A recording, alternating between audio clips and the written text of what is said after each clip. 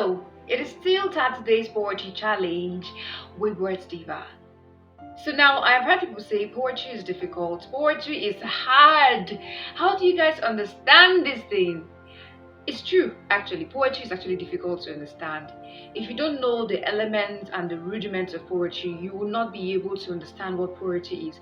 You'll not be able to analyze a poem. You'll not be able to listen or watch a performance of a spoken word poetry or poem and understand what it means and understand the theme, understand the style, and all of these things because you have not understood what are the elements and rudiments of poetry.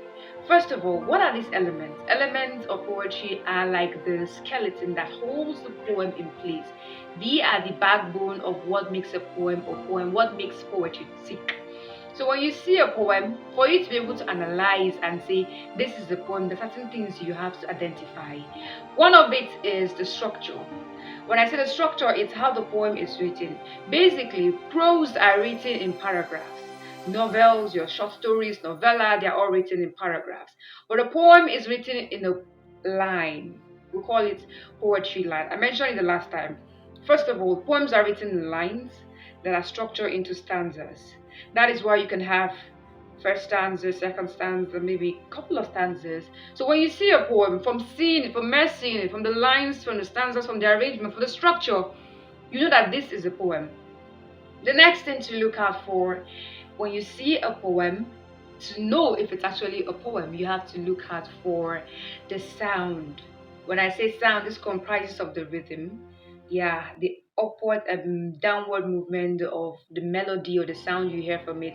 There are poems that make use of rhyme. There are poems that make use of sound devices like alliteration, like wordplay, like assonance, and this produce a certain sound. So when you listen to it or when you read it, you know that okay, so I'm hearing twinkle, twinkle, little star. How I wonder, there's a particular sound you get from it.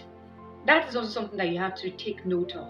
And yes, delving into poetic devices and also figures of speeches, there are poems when you listen to or when you read them, when you see them, to be able to identify and say this is a poem is from the rich use of poetic devices and from the rich use of figures of speeches. I mean, it's changing this world, not like they're the same, but some of the poetic devices are also called figures of speeches and like that. So, when you see or listen to a poem, you have to take note of the use of figures of speeches. Some of you have heard what figures of speeches are, but you don't know how to identify them.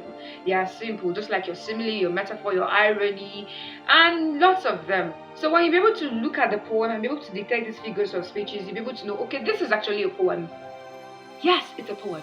I can see my metaphor there. I can see my simile there. For some of you that don't know what these things means, I'll actually explain them in the next video. Also, you have to look out for the language. Poetry has a certain language. That's why you listen to a poem and say, oh, this is poetic. Yes, there's a language of poetry. Diction, the choice of language the writer decides to make use of. It's different from your regular prose or drama. It's unique, it's special. That is why we say poetry is the mother of all art. Yes. Alright, so if you want to watch this or if you want to get to know what figures of speeches are, poetic devices are, and other elements of poetry, you have to stay tuned to this page and watch out for the next video. This is where I'll call it a day today. Don't forget, this is a 30-day poetry challenge with Words Diva, Patience Agada. Keep your comments coming in, keep liking this post and sharing. Please don't forget to tell me what you think of this video. Thank you.